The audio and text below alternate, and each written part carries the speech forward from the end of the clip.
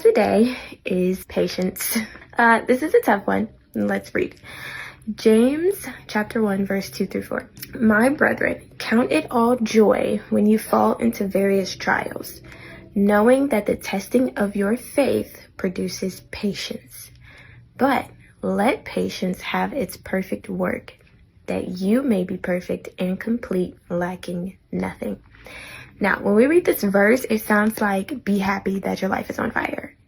But I don't believe that's what it's saying. He's actually telling us to follow the example of Christ, right? Hebrews 12:2 says that for the joy set before him, Jesus endured the cross. And we also talked about how joy is connected to the presence of God. So when it says count it all joy, I believe he's really saying find the presence of God in it. Find God in the fire. Find him in the trial. I looked up the word trial, and it's a kind of test where you're testing the quality of something.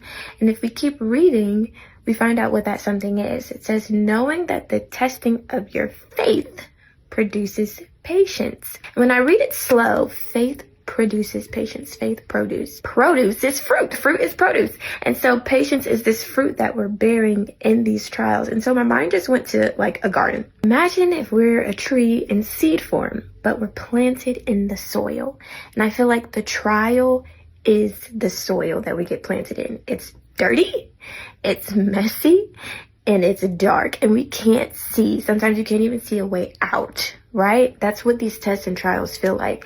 But if we find God in it, sometimes the Holy Spirit is represented as water, and we know there's water in any good soil. And so if we just find the water in the soil, if we find God in the trial, in the test, we begin to grow. And so sometimes the very thing that we despise or that we're trying to escape is actually producing in us the character or the thing that we've been praying for. The last part of this verse, let patience have its perfect work, that you may be perfect and complete. Now it says when you may be perfect, it doesn't mean perfect like without flaw, because nobody's without flaw. It means complete in character, lacking nothing, being whole. Romans 5:3 says we rejoice in tribulations, which literally means pressure. We rejoice in tribulations, knowing that tribulations produces patience, and patience character, and character, hope. Following God can sometimes put us in hard situations. We cannot avoid these trials. And so the question is, are we going to keep trying to escape them, avoid them,